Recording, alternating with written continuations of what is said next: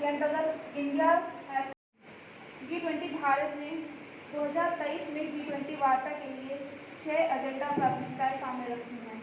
पहला है हरित विकास, जलवायु, वित्त और लाइफ। दूसरा है त्वरित, समावेशी और लचीला विकास। तीसरा है SDG की प्रगति पर तेजी लाना। चौथा है तकनीकी परिवर्तन और डिजिटल सार्वजनिक अवसंरचना। पांचवा है 21वीं सदी के लिए बहुपक्षीय संस्थाएं। और छठा है महिलाओं के नेतृत्व में विकास। हमारा सौभाग्य है कि इस विषय पर विशेषज्ञ एवं मुख्य वक्ता के रूप में महाविद्यालय की वरिष्ठ अध्यापिका डॉक्टर पीडी तिवारी मैम अपने व्याख्यान से हम सभी को ज्ञान में वृद्धि करेंगी। मैं बहुत ही आदर के साथ मैम को मंच पर आमंत्रित करती हूँ।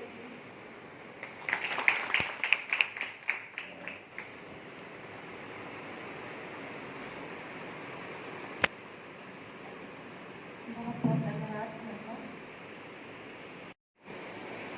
हमारी प्राचार्य मैम,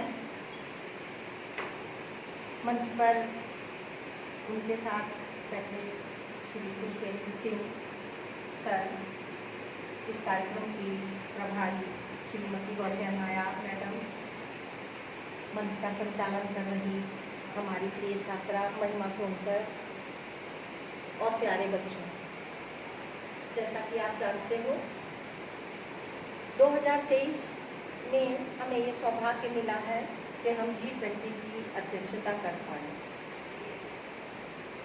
मुझको चलने दो अकेला अभी मेरा सफर, मुझको चलने दो अकेला अभी मेरा सफर है, रास्ता रोका गया तो कारवां हो जाऊंगा। इसी कारवां को हमें आगे ले जाना है। आज़ादी की, भारत की आज़ादी के इस अमृत काल में जबकि ये महत्वपूर्ण कार्य हम सबको सौंपा गया है, तो उस पर कुछ बोलने से पहले मैं कल के गौरवमयी क्षण को उद्धृत करती हूँ। चंद्रयान 3 के लॉन्च के अवसर पर आप सभी देशवासियों को, हम सबको बहुत बहुत बधाई। यह कोई एकमात्र वैज्ञानिक या तकनीकी उपलब्धि नहीं थी, बल्कि उससे भी बड़ा कुछ और था। जिस यूनिवर्सिटी के आप स्टूडेंट हैं, LU के, उस यूनिवर्सिटी की एल्यूमिनाई रही हैं रॉकेट वुमेन, लखनऊ की बेटी रितु कारीधाल, जिन्होंने इसमें अपना अनुपम योगदान दिया है, नारी शक्ति की अस्मिता को शीर्ष पर पहुंचाया है। तो हम सब बहुत बधाई के पात्र हैं इसके लिए। आज पूरी दुनिया का वैज्ञानिक समुदाय भारत की ओर देख रहा है। आज भारत वैश्विक पटल पर दक्षिणी और पश्चिमी दुनिया को जोड़ने वाला एक सेतु है। अभी आपने देखा कि मोदी जी विदेश यात्रा पे गए थे, तो कैसे वो अमेरिका में कैसा उनका स्वागत हुआ ये आपने देखा। और पुतिन के टच में भी वो बने हुए हैं, रशिया का जो प्रमुख हैं। तो किस तरीके से भारत कूटनीतिक और अंतर्राष्ट्रीय स्तर पर अपने संबंधों को समायोजित कर रहा है, मैनेज कर रहा है, वो भी एक बहुत महत्वपूर्ण मुद्दा है। भारत एक युवा देश है। 50% से अधिक जनसंख्या 25 वर्ष से कम है। जनसंख्या की दृष्टि से भारत ने चीन को पीछे छोड़ दिया है, 1 नंबर पे है। लगभग 142 करोड़ जनसंख्या है। ये डेटा 12 जुलाई 2023 का है। हम जनसंख्या को बहुत बार नकारात्मक रूप से स्वीकार करते हैं, लेकिन ऐसा नहीं है बच्चों। जहाँ पर इतने सारे हाथ होंगे, वहाँ पर अगर हम सकारात्मक सोच के साथ कुछ संकल्प करते हैं तो निश्चय ही हमको उसमें सफलता मिलेगी। भौगोलिक स्थिति को यदि देखा जाए तो भारत का 7वां स्थान है। अगर आप दुनिया के मानचित्र को देखें तो उसमें 195 देश हमको नजर आते हैं और उसमें हमारा 7वां स्थान है। और अर्थव्यवस्था के दृष्टि से देखें तो भारत ने यूके को पीछे छोड़ दिया है और 5वीं बड़ी अर्थव्यवस्था भारत बन गया है। तो भारत कोई सामान्य देश नहीं है, एक समृद्ध सांस्कृतिक विरासत, एक गौरवशाली ऐतिहासिक पृष्ठभूमि, अनेक भौगोलिक विविधताओं से पूर्ण हमारा देश पूर्णतया विश्व गुरु बन चुका है। ऐसा प्रतीत होता है कि अब वो विश्व गुरु की ही भूमिका में है और सर्वत्र अपना परचम लहरा रहा है।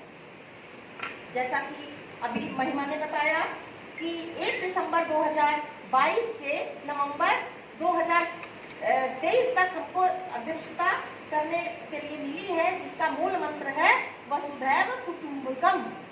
यह शब्द भी वेदों से लिया गया है। हमारी मैडम संस्कृत की प्रकांड विदुषी हैं और वो तो पूरा इसका जो श्लोक है वो अक्सर कहती हैं। वसुधैव कुटुंबकम की जो भावना है, एक धरती एक राष्ट्र, मतलब वो जो ग्लोबल सिटी की अवधारणा है वो भारत की देन है। विश्व के समसामयिक घटनाक्रम पर यदि हम दृष्टि डालें तो यूरोप, एशिया व मिडिल ईस्ट के देशों में तमाम उथल पुथल हो रही है। आपने देखा पिछले कई महीनों से क्या साल पूरा हो गया तो रशिया और यूक्रेन का युद्ध चल रहा है। एक तरफ हम देख रहे हैं कि इजराइल और फिलिस्तीन में टेंशन है। फिर आप देखिए कि सरहदों पे एक तरफ हम चाइना का, मतलब वो एक प्रॉक्सी वॉर है, खुल के नहीं तो प्रॉक्सी वॉर, अदृश्य एक युद्ध चाइना और पाकिस्तान की सरहद पे, बड़ी अशांति जैसी स्थिति है। तो इन तमाम बातों से उभरने के लिए हमने समय समय पर ऐसे संगठनों की स्थापना की जो अंतर्राष्ट्रीय स्तर पर शांति और सुव्यवस्था बनाए रखें। इसी क्रम में ग्रुप 20 की जो है स्थापना की गई। अभी अगस्त का माह आएगा तो हम 16 और 9 अगस्त को हिरोशिमा और नागासाकी में जो बम ब्लास्ट, जो परमाणु बम डाला गया था, उसकी बरसी मनाएंगे, उसका अफसोस मनाएंगे, जिसमें 3 लाख सवा 3 लाख से ज्यादा लोग जो थे वो जिन्होंने अपने प्राणों की आहुति दी थी। लेकिन हम लोगों ने 1945 की घटना है, हमने कुछ नहीं सीखा इन घटनाओं से, हमने कुछ नहीं सीखा। अगर सीखा होता तो रशिया और यूक्रेन का महीनों से युद्ध नहीं चल रहा होता। तो हमको शांति की बहुत आवश्यकता है, बहुत आवश्यकता है हमको शांति की। और इसी शांति की के लिए हमने इसका G20 का गठन किया था। शुरुआत में यह वित्त मंत्रियों और केंद्रीय बैंकों के गवर्नरों का संगठन हुआ करता था, मतलब इकोनॉमिक था इसका बेस जो था। इसका पहला सम्मेलन 1999 में जर्मनी के बर्लिन शहर में हुआ था। उसके बाद 2008 में भयानक मंदी आई और इसके बाद जो बड़े बड़े नेतागण थे उन्होंने इस संगठन को और विस्तृत कर दिया और उसके बाद यह तय हुआ कि साल में हर साल एक बार इसकी बैठक होगी। आप जानते हो G20 शब्द से प्रतीत होता है कि 20 देश इसके सदस्य हैं। आप लोग कई कार्यक्रम हो चुके हैं G20 पे, Y20 पे, लेकिन फिर भी बात निकली है तो बता देती हूँ। अर्जेंटीना, ऑस्ट्रेलिया, ब्राजील, कनाडा, चीन, European union, France, Germany, Bharat, Indonesia, Italy, Japan, Mexico, रूस, सऊदी अरब, दक्षिणी अफ्रीका, दक्षिणी कोरिया, टर्की, यूनाइटेड किंगडम और संयुक्त राष्ट्र अमेरिका, इतने देश इसके सदस्य हैं। और एक बात बताऊं आपको, हम लोगों ने कभी पैसे को महत्व नहीं दिया। अगर आप इनकम पर कैपिटा देखें तो भारत सबसे नीचे आता है, लेकिन जो ख्याति G20 की अध्यक्षता जब भारत ने की है, G20 को मिली, ऐसी कभी किसी को नहीं। तो ये बहुत खास बात है इसकी। इसके अंतर्गत हमें राजनीतिक क्षेत्र में चर्चा करनी है, कूटनीतिक क्षेत्र में, आर्थिक व वाणिज्यिक क्षेत्र में, और सबसे अधिक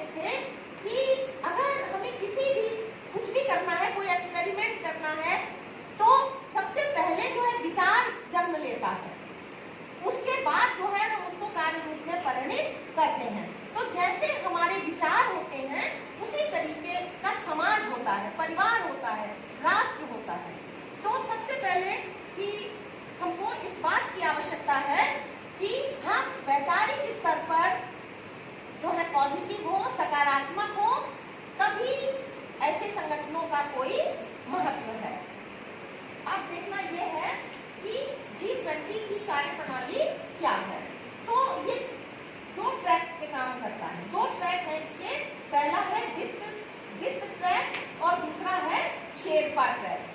वित्त ट्रैक का मतलब है जो आर्थिक, कमर्शियल, जो कॉमर्स से, इकोनॉमिक्स से जुड़ा हो, अर्थ से जुड़ा हो। इसमें कुछ बातें आती हैं जो मैं बता देती हूँ आपको। अंतरराष्ट्रीय वित्तीय वास्तुकला, स्ट्रक्चर कैसा, वास्तुकला से आप क्या समझते हो? जैसे कमरा है तो आप इसका वास्तु, तो ये एक भौतिक रूप में है। इसी तरीके से अंतरराष्ट्रीय जो वित्त है, जो कैपिटल है, उसका स्ट्रक्चर क्या होगा, उसी से ये डिसाइड होगा कि भाई वो सेंट्रलाइज होगी, केंद्रीकृत होगी या सब में वितरित होगी। पूंजी जितनी, मतलब जितना विकेंद्रीकरण उसका होगा, समाज में उतनी क्या आएगी, संबद्धता आएगी, मतलब लोग संपन्न होंगे, संपन्नता आएगी। दूसरा, वित्तीय समावेशन और टिकाऊ वित्त, ये नहीं कि पूंजी लगाई और डूब गई। तो डेफिसिट से उभारने वाली ऐसी सिस्टम का डेवलपमेंट करना।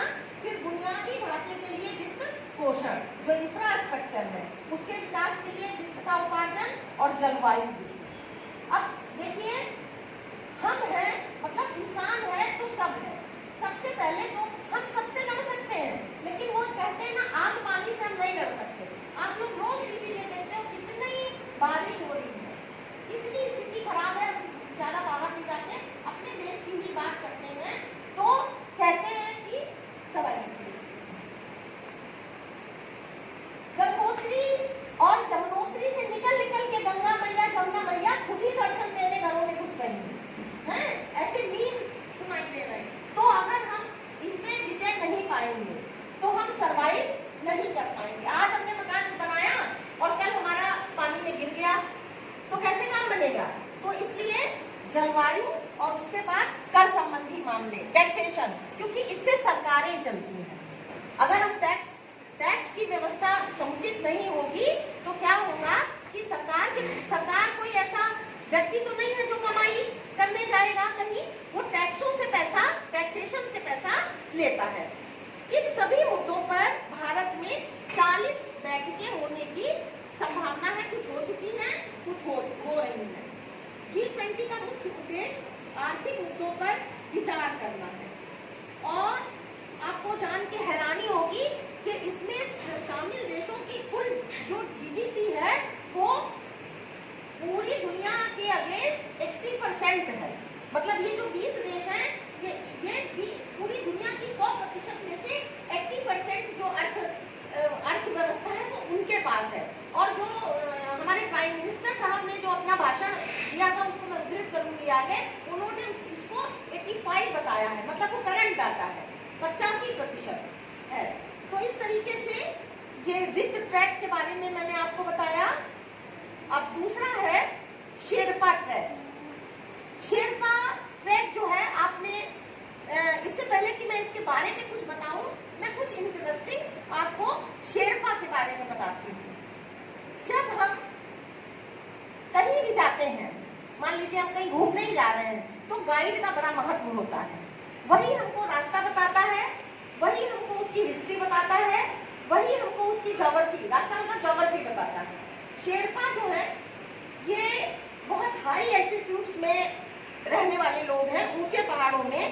और साइंटिफिक पॉइंट ऑफ व्यू से देखा जाए तो इनमें ESA, EPA, SI जीन पाया जाता है, जिसे सुपर एथलीट जीन कहते हैं।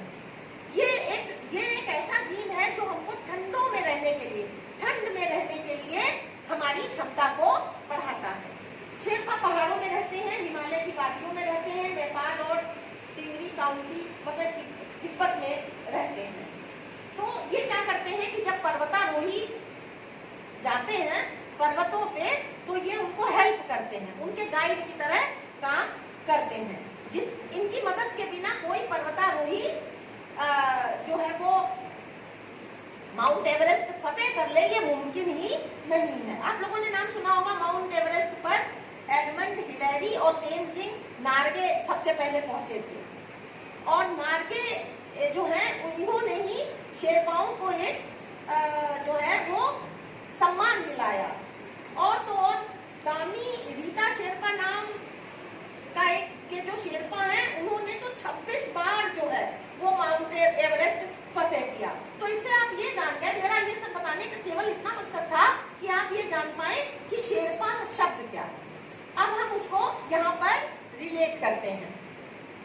शेरपा ट्रैक जो है, इसका मतलब है कि जो शेरपा होंगे G20 के, उनका काम क्या होगा? उनका काम होगा कि G20 के जो इश्यूज हैं, जो मुद्दे हैं, उनके मार्गदर्शन करना।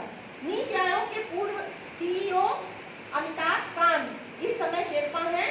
उससे पहले इन्होंने पीयूष गोयल को रिप्लेस किया है। पहले पीयूष गोयल थे, उनकी जगह पे ये चुने गए हैं। इसके अलावा सुरेश प्रभु, शक्तिकांत दास और मुंतेज सिंह आहलूवालिया भी शेरपा रह चुके हैं। अब हम ये समझ लें कि शेरपा ट्रैक के काम क्या है। तो सबसे पहले रोजगार को बढ़ावा देना। सबसे पहली जरूरत क्या है आज हमारी पूरी दुनिया की? कि रोजगार मिले। दूसरा, स्वास्थ्य सुविधाओं में वृद्धि। अगर वो हमारे वहाँ कहा भी गया है, पहला सुख निरोगी काया। अगर हम बीमार होंगे तो हम कुछ भी करने के लायक नहीं रहेंगे, तो स्वस्थ होना बहुत जरूरी है। तीसरा बिंदु है वो है डिजिटल अर्थव्यवस्था, जिसपे हम लोग बड़ा जोर दे रहे हैं, जिसमें गुण और दोष दोनों ही हैं, लेकिन हमको समय के साथ चलना होगा। व्यापार, निवेश और उद्योग, पर्यावरण और जलवायु, ऊर्जा। जैसे मान लीजिए हमने कोयला जलाया, पेट्रोल जलाया, खाती, लेकिन सौर ऊर्जा कैसा है? या जो हाइड्रो है ना, वो उस टाइप की हाइड्रोलिक जो है, उसमें क्या है? वो अक्षय जल है, जैसे जल है, जैसे पवन शक्ति। आप एमपी तरफ जाइए तो बहुत पवन शक्ति है जो लाइट जनरेट करती है। तो पवन है, वायु, जल है, सूर्य है, सोलर, इन जो अपरंपरागत स्रोत है, इनको बढ़ावा देना। फिर भ्रष्टाचार विरोधी मुहिम चलाना, क्योंकि भ्रष्टाचार अगर होगा तो कोई भी पॉलिसी सफल नहीं होगी। फिर सांस्कृतिक, सामाजिक और आर्थिक जो पहलू है, उनको भी इसमें जोड़ा गया। पहले ये केवल आर्थिक और कूटनीतिक एक प्लेटफॉर्म था, लेकिन जनमानस से जोड़ने के लिए इसका क्षेत्र विस्तृत होता चला गया। विकास, शिक्षा, महिला सशक्तिकरण, ये सभी मुद्दे इसके अंतर्गत जोड़ दिए गए और इसमें 100 से अधिक जो बैठकें हैं वो आयोजित होनी है। कुछ हो चुकी हैं, कुछ 30 नवंबर तक हो जाएंगी।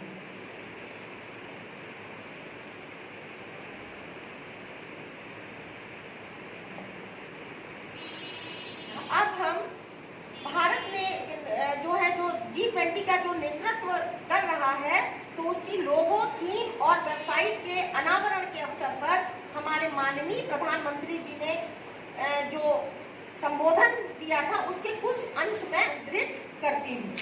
उन्होंने कहा था कि G20 ऐसे देशों का समूह है जिसका आर्थिक सामर्थ्य विश्व की 80% GDP का प्रतिनिधित्व करता है। G20 उन 20 देशों का समूह है जो विश्व के 75% व्यापार का प्रतिनिधित्व करते हैं। ये मैं इसलिए पढ़ रही हूँ ताकि आपको थोड़ा मोटा डेटा उपलब्ध हो जाए। G20 उन देशों का समूह है जिनमें विश्व की 2/3 जनसंख्या समाहित है। 2/3 का मतलब 100 में से 60, ऐसे आप लगा लीजिए, उसके लगभग। उसके बाद वो कहते हैं कि ऐसे समय में G20 की अध्यक्षता भारत कर रहा है। आप कल्पना कर सकते हैं कि आजादी के अमृत काल में देश के सामने यह कितना बड़ा अवसर है। ये हर भारतवासी के लिए गर्व की बात है, उसका गौरव बढ़ाने वाली बात है। मुझे खुशी है कि G20 समिट को लेकर भारत में होने जा रहे अनेक आयोजकों को लेकर उत्सुकता और सक्रियता लगातार बढ़ रही है। उन्होंने कहा कि जो लोगो आज लॉन्च होने जा रहा है, वो केवल एक प्रतीक चिन्ह नहीं है, वो एक संदेश है, एक भावना है और एक संकल्प है। उन्होंने कहा वसुधैव कुटुंबकम के मंत्र के माध्यम से विश्व बंधुत्व की जिस भावना को हम जीते आए हैं, उसका ये साकार रूप है। हमारे वहाँ अद्वैत का चिंतन जीव मात्र के एकत्व का दर्शन रहा है। ये दर्शन आज के वैश्विक द्वंद्वों और दुविधाओं के समाधान का माध्यम है और युद्ध से मुक्ति के लिए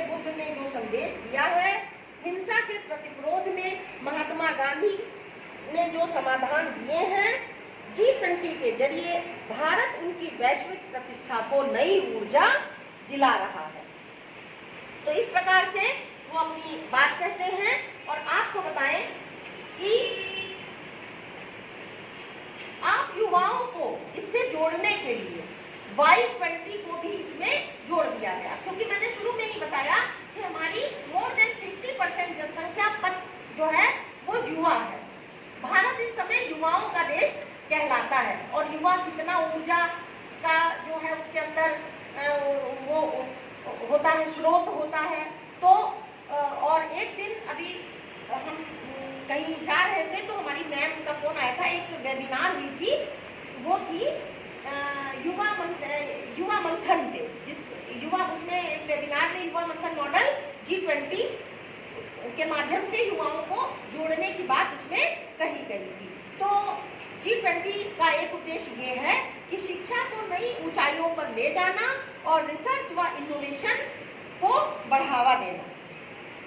इसमें 28 सदस्य देशों के 55 से ज्यादा डेलीगेट सम्मिलित होंगे। और गणतंत्र दिवस के अवसर पर गोवा में युवा मंथन मॉडल G20 का आगाज किया गया। इसके जरिए युवाओं को वैश्विक मुद्दों को लेकर उनके व्यक्तित्व को निखारने के लिए, उनकी अभिव्यक्ति कौशल को बेहतर बनाने के लिए जो है वो बनाने की बात कही गई। और इस पहले शिखर सम्मेलन में युवाओं ने देश की सामरिक, आर्थिक, कूटनीतिक और राजनीतिक मामलों में अपने विचार रखे। शुरुआत तो इसकी गोवा से हुई है, लेकिन इसमें 1000 कॉलेज जोड़ने की बात हो रही है। इस अवसर पर छात्र छात्राओं को संबोधित करते हुए गोवा के मुख्यमंत्री प्रमोद सावंत ने कहा कि युवा मंथन मॉडल G20 युवाओं के लिए आगे आने और वैश्विक मुद्दों पर अपने विचारों को साझा करने का एक अच्छा अवसर है। वैश्विक मुद्दों पर पर्यटन राज्य मंत्री श्रीपद नाइक ने भी छात्राओं को संबोधित किया, छात्रों को, और युवा मंथन में जो समस्याएं आई थी उनके समाधान हेतु उन्होंने बात की। इसके अतिरिक्त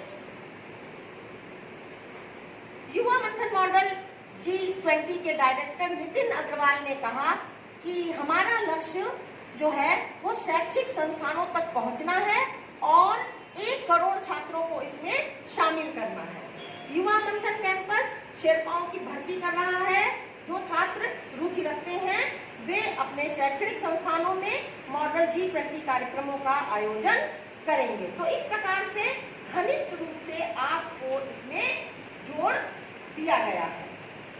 एक चीज और बतानी थी मुझे, एक सेकंड।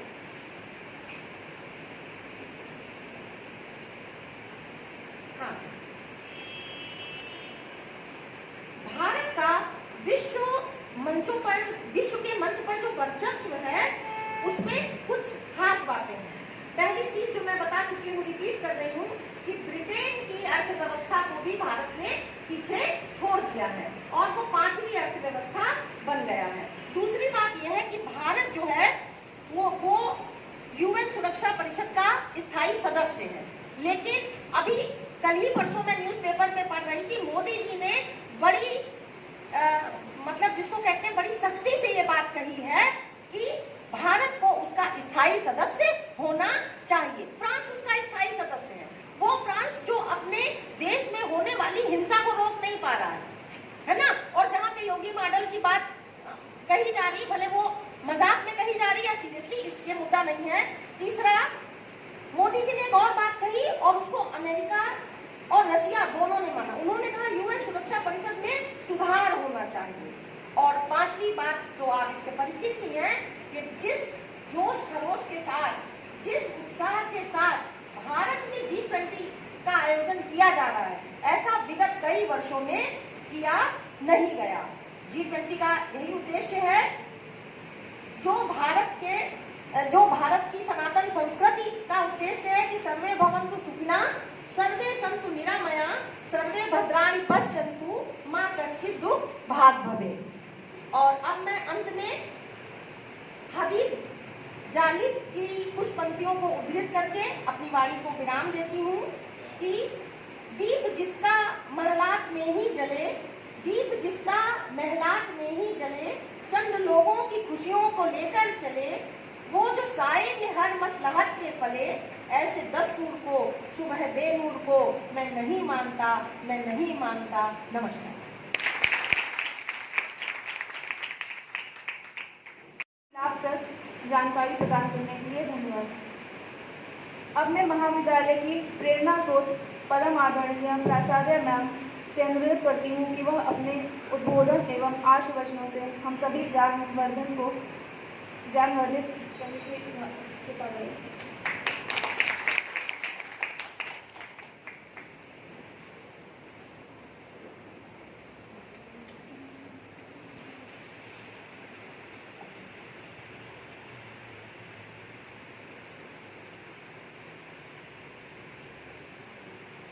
आज के इस IIC सेल के वैनकल कार्यक्रम की आयोजिका जसमीन श्रीमती गौसिया नायक, मुख्य वक्ता डॉक्टर श्री पुष्पेंद्र सिंह एवं हमारे नवागढ़ हिंदी विभाग के विभागाध्यक्ष डॉक्टर उत्तम कुमार शुक्ल का एवं प्यारे बच्चों, हम इस कार्यक्रम के मंच पर आप सभी को हार्दिक शुभकामनाएं देते हैं और हार्दिक आशीष व्यक्त करते हैं। सबसे पहले तो हमारे नवागढ़ विद्वान प्रोफेसर डॉक्टर उत्तम कुमार शुक्ल जी का इस महाविद्यालय में बहुत बहुत स्वागत, अभिनंदन।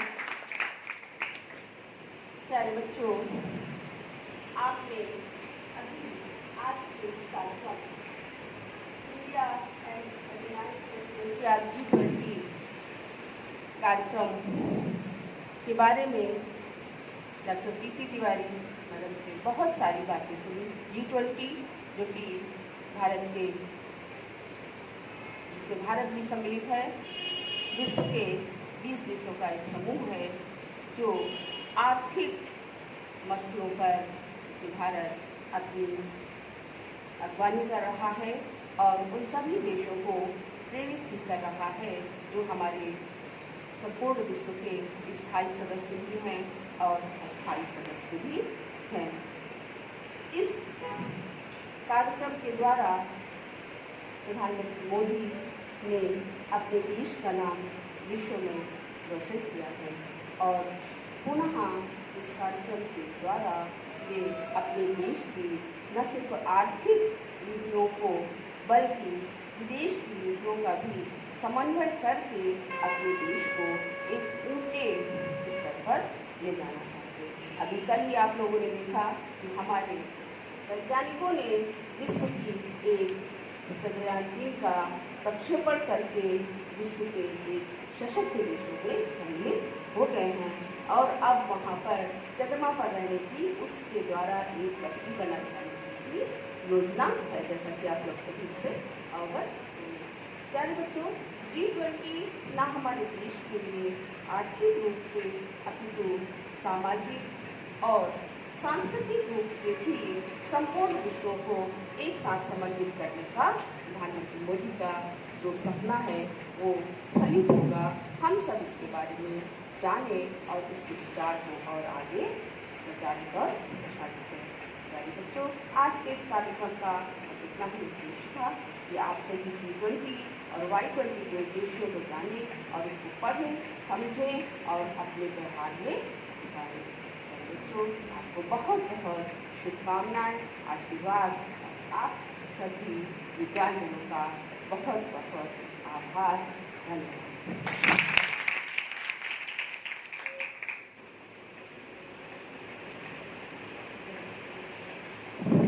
धन्यवाद मैम। मैम, आपके आशीर्वचनों के लिए हम सदैव आपके आभारी हैं। कार्यक्रम के अंत में मैं महाविद्यालय की ISC सेल प्रभारी श्रीमती गौसिया नायाब मैम से निवेदन करती हूँ कि वह सभी को धन्यवाद ज्ञापित करने की कृपा करें।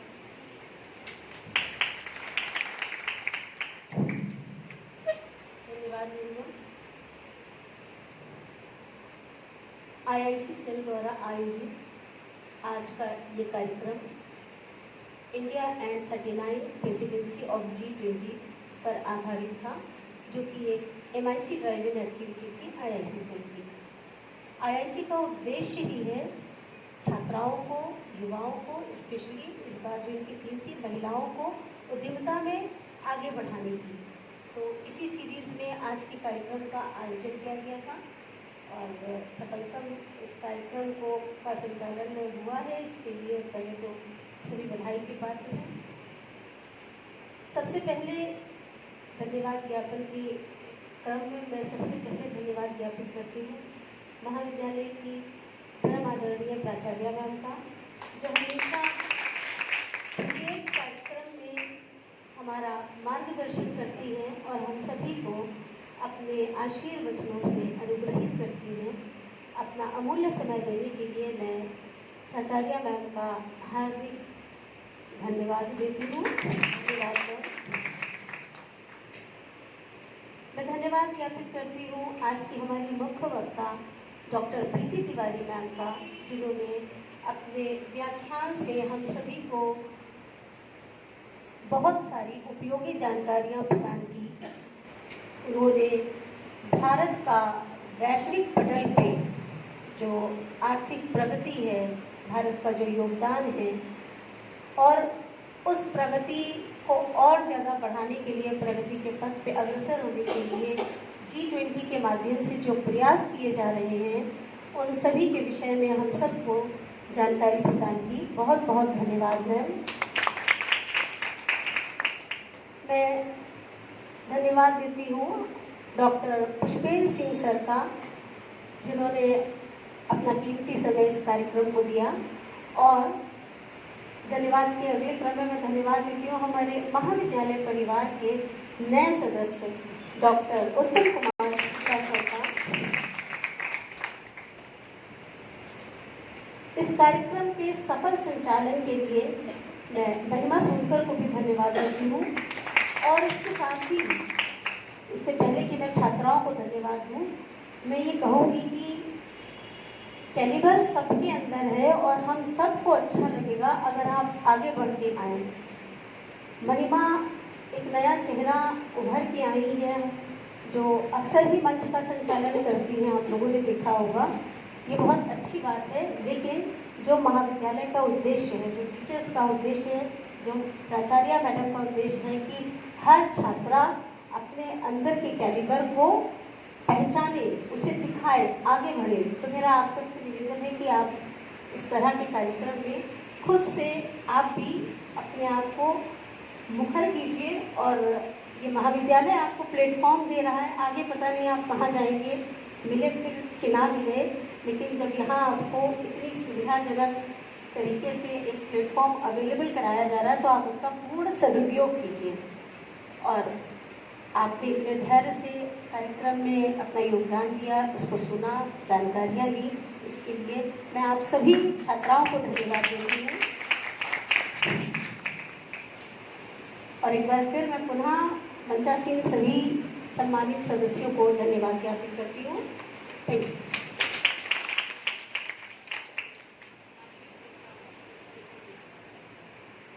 इसके साथ ही इस कार्यक्रम के बाद छात्राएं नीचे प्रांगण में पहुंचेंगी, जहां वृक्षारोपण का कार्यक्रम किया जाएगा।